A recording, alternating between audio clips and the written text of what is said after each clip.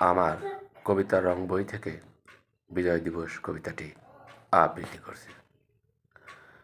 বিজয় আসে বাংলার বুকে নব পৃথিবীর আলো নিয়ে, চেতনার রঙে মিশে যায় মানুষ মহানন্দে, প্রতি প্রাণে শিহরণ জাগে।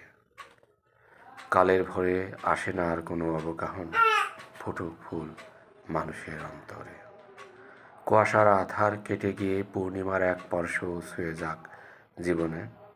যুদ্ধ দিনের স্মৃতি নিয়ে যারা আজও বেঁচে আছে এই প্রকৃতির ছড়া দেহে, আজ হৃদয় হোক তাদের সুখের কোনো বন্ধন।